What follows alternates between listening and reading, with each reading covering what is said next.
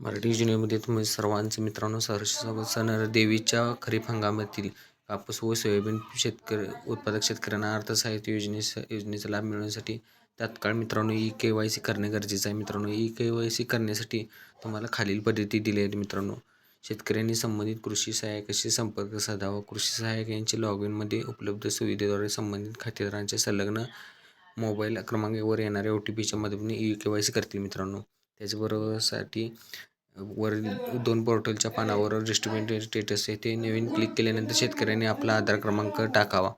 नंतर मोबाईलवर प्राप्त OTP किंवा CSC केंद्रातील बायोमेट्रिक मशीनच्या माध्यमातून ते KYC पूर्ण करू शकतात. मित्रांनो, येथे तुम्ही पाहू शकता. अधिकच्या माहितीसाठी तुम्ही तुमच्या कृषी कार्यालयातील संपर्क साधायचा. मित्रांनो, जे तुमचा तालुका असेल तिथे तुम्हाला कृषी कार्य अधिकारी असतील त्यांच्याशी तुम्ही संपर्क साधायचा किंवा तुमच्या गावातील तलाठी असतील त्या तलाट्यांशी सुद्धा तुम्ही संपर्क साधायचा. मित्रांनो, तलाठीचा संपर्क साधताना त्यांना तुम्ही पूर्णपणे माहिती घेऊन विचारू शकता. जवळपास एकरी 5,000 रुपये तुम्हाला लाभ मिळणार आहेत. मित्रांनो, 2023 साली ज्या शेतकऱ्यांनी सोयाबीन आणि कापूस पीक पाणी सेंटरमध्ये म्हणजे पीक पाणीमध्ये नोंद केली आहे त्यांना जवळपास मित्रांनो ही रक्कम मिळणार आहे. मित्रांनो, त्यासाठी तुम्ही नजीकच्या तुमच्या तलाठीशी संपर्क साधायचा. मित्रांनो, कृषी अधिकारी हे गावामध्ये तलाठी असतात. मित्रांनो, त्यामध्येच तुम्ही पाहू शकता सोयाबीन व कापूस अनुदान KYC महत्त्वाची सूचना आहे. मित्रांनो, महाराष्ट्र शासन कृषी विभागातर्फे पाठवलेले जे शेतकरी नमूद शेतकरी महासन्मान निधी योजनेमध्ये नोंदणी झाली त्यांना या योजनेमध्ये KYC करण्याची आवश्यकता नाही. मित्रांनो, त्यांना डायरेक्ट लाभ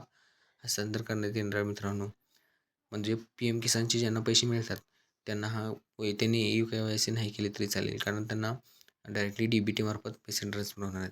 फक्त कृषी विभागाने प्रसिद्ध केलेल्या यादीतील शेतकऱ्यांना KYC करावी लागेल. मित्रांनो, त्याशिवाय त्यांना लाभ हस्तांतर करता येणार नाही. ज्या शेतकऱ्यांना आधारशी मोबाईल नंबर लिंक केलेला नाही त्यांनी आपल्या जवळील महाई सेवा केंद्रावरती जाऊन बायोमेट्रिक पद्धतीने KYC पूर्ण करून घ्यावे. मित्रांनो, या योजनेच्या अनुषंगाने बऱ्याच फसव्या लिंक पाठवले जाऊ शकतात.